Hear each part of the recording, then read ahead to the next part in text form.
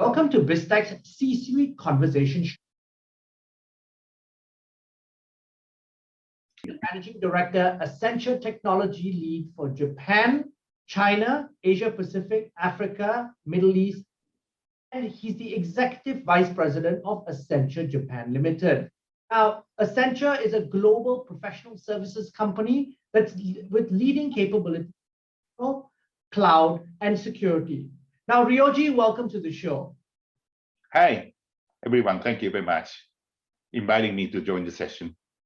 Ryoji, give us a context and an overview of Accenture and what it does. Yeah, Accenture is, as you described, the global professional service firm. We have a multiple capability ranging from strategy consulting, industry consulting, technology consulting. And also I myself are directly responsible for technology services. It's actually the system integration, outsourcing business. And also in addition to that, we have interactive or digital marketing business and also the business process outsourcing business. So we have a multiple service capability. And also the recently, since like 1.5 years ago, I've been responsible for cloud first lead for growth market Asia Pacific area.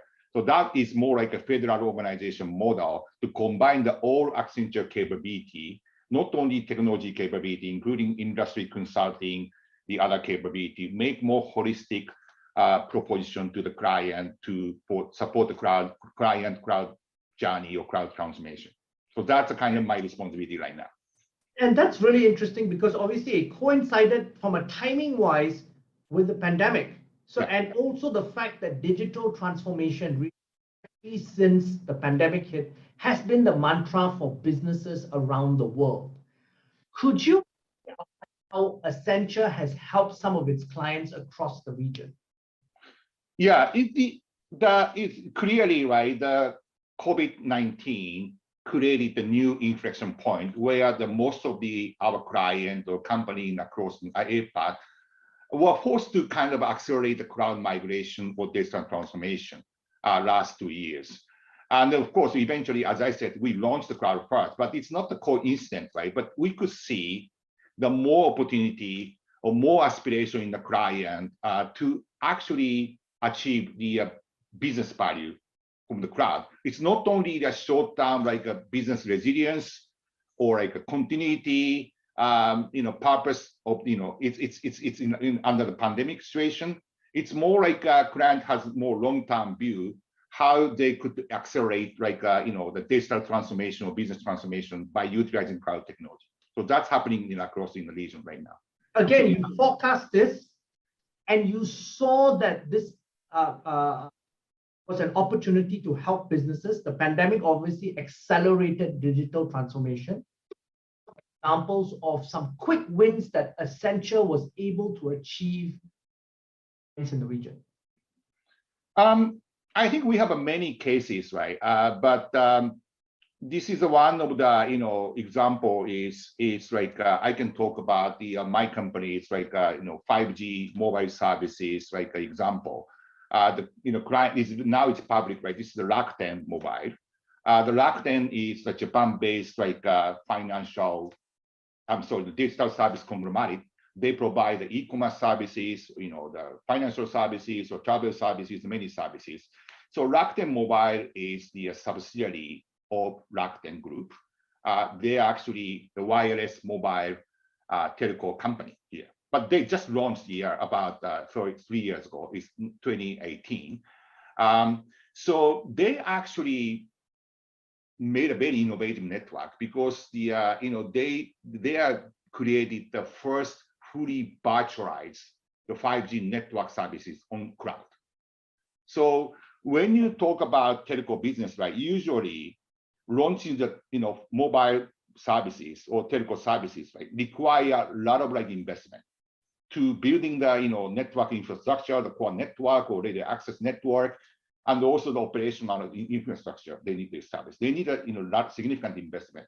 But Rakuten has a very unique approach. They're utilizing cloud, and then they're going to make a fully virtualized software-defined network on the cloud, rather than utilizing the traditional like physical network equipment on the multiple sites in order to significantly reduce the investment and also the operating cost. And then actually they launched the network services. It's about 2 years ago, 2020 April. And then it's really rapidly increased in the consumer base, customer base, and also the data traffic is increasing. So this is a very unique model. And also they are now plan to expand these services to the outside Japan. Because in the global, right, there are a lot of players, they eager to start kind of mobile services, but they are struggling to make a big investment. And then of course Rakuten provide these services. It's kind of a telco service as a cloud on premise. As a service model.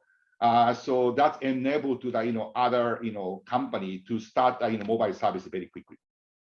I see, that's very interesting because that will disrupt the traditional telco model across the region. Globally. Yes.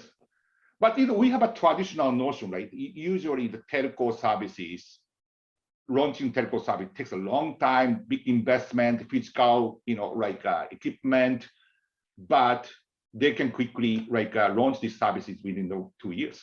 So this is an amazing story, I think, by utilizing cloud.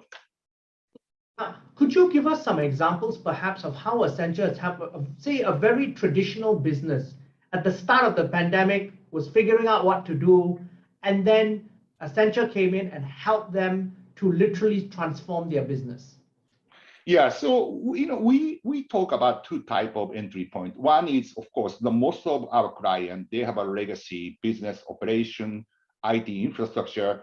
So some of the clients, they started from the migration for existing legacy workload to the cloud, and then modernize, transform, and then finally make innovation. It's more like an end-to-end story. That's one story. The other story is some client realize that they cannot reinvent the business by utilizing existing infrastructure. So they decided building a new capability from scratch. So Rakuten is one of the case, because of course they are kind of a new entrant to the telco industry, so they don't have any legacy. But rather than utilizing existing technology, they decided to build new services from scratch for new model. But I think the most of the client they start kind of our cloud journey from the migrating existing legacy workload to the cloud and then modernize and innovate. So that story is very common. But I think that the important point is it's cloud journey. It's not just a migration. I mean, some people said, okay, just move to the cloud to minimize, optimize the cost. And then, in order to sustain the business continuity, but it's not the end game. So we need to have a very clear picture, right? How we can transform, innovate the migrated, the system to achieve a new growth story for the client or innovation story to the client. So that's going to be our end-to-end cloud journey story. It's quite important, I think. Okay, and speaking of the cloud journey itself, in 2020, CIO's priorities were about survival and transformation to deal with the new normal. Yeah. 22, at the start of 2022, those priorities have changed. In your view, do you see the main priorities for CIOs this year? I think your point is right. So because most of the clients they experienced 2 years ago when we had started having some pandemic challenges, right? So the initial priority is how we're going to sustain the business or continuity or business resilience or employees safety and health, right? To accelerate more remote working, virtual working, right? So that's kind of initial motivation. But what I heard from the client, even 6 months after that, the pandemic was pop up, they start thinking, this is a good chance to accelerate more data transformation, to make more innovation under the new normal, right? New business environment. So I think this year it's not the, for the most of the CEO or CIO or strategic CTO in our client, their priority is not just kind of optimize the technology, infrastructure or like a application. It's more like they need to extract the real value of the cloud technology. So that's going to be a very important. And then the point is, the cloud is, of course, right, it's we have many ways to look at the cloud, because cloud, of course, is unlimited computing resources for even CPU or data or network. But I think our suggestion is we should not look at the kind of cloud that's only technology infrastructure, because at the end of the day, how we can convert the power of the cloud to the actual business value or business outcome. So so that in that context, right? So our proposition, our differentiation is we need to also combine the two more components. It's not only cloud, also the data story. Data is very important, and also the industry knowledge. So these two is very critical component, because cloud is infrastructure. Data is kind of a catalyst or currency. How are we going to convert the power of cloud to the actual business value? So that's why not only talk about technology architecture or cloud infrastructure strategy, we need to also combine the data story. Of course, most of our clients need to have more end-to-end data strategy, data story. And then also the mindset is not like a traditional mindset. It's more like a business insight-driven data supply chain. They need to design that. And then also, they need to also combine the industry context or industry flavor to define the data model. So these are kind of a clearly important agenda for the CIO or CEO, the most of our clients. Now, Ryoji, you have a wide remit in terms of your coverage. Which countries do you see as adoption of digital transformation?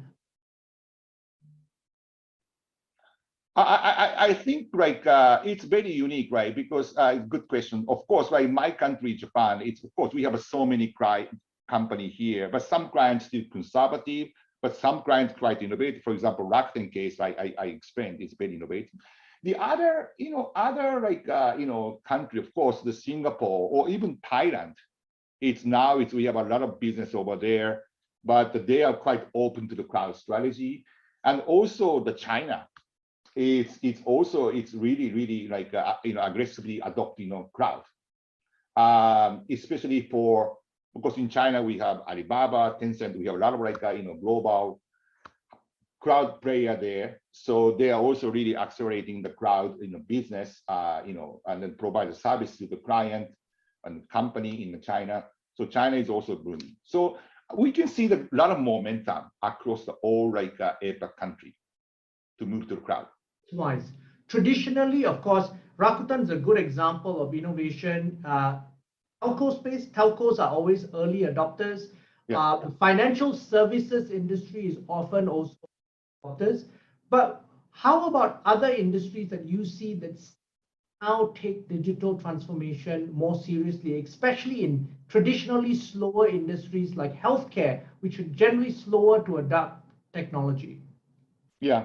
I think the healthcare is many ways, but for example, right, life science client, they actually has done a lot of transformation, like globally or locally. For example, right, they try to rebuild the entire supply chain and then also the customer care services global basis. But the most of the engagement we work together, we work for that, it's more cloud-based. It's no on-premise. Of course, we have some like, data, privacy, security concern, but of course, right, we also always combine to our security offerings, not only technology implementation, we provide security services to manage the, security on the cloud. But this is, this is the kind of, our proposition. But I think it's more like it's open across all industry.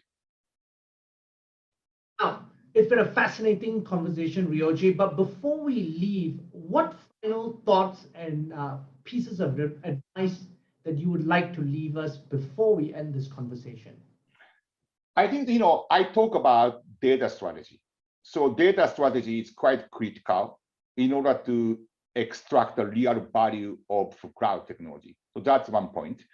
The second point is the talent strategy is critical, because in other words, we need to democratize cloud technology more and more broader people. Because the reason why I said that, because when you look at the available technology on top of cloud, there are million of combination of technology. So it's almost impossible. We can train our people or client people to understand all technology available in the cloud. It's very complex.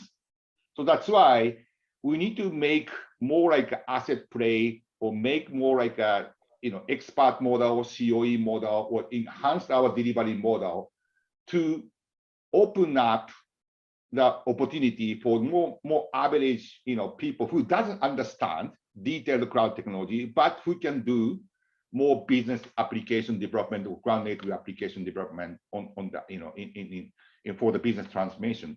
So that's, I think it's very critical. So it's talent, reskilling the people, and democratization of the cloud technology for much more broader people. That's going to be a very critical for accelerating cloud transformation across the region, I believe. Ryoji, thank you very much for taking your time to be on the show. Yeah. Welcome. I'm happy to join this session. Thank you very much. I really enjoyed this, conversation with you, Brian. And we've been speaking to Ryoji-Sekido, Executive Vice President and Senior Managing Director, Africa, Middle East, and Asia Pacific Technology on Biztech's C-Suite Conversation Show. This video and podcast will be on our various platforms, as well as our website, www.biztech.asia. Please like and subscribe to our various platforms. Thank you very much for tuning in.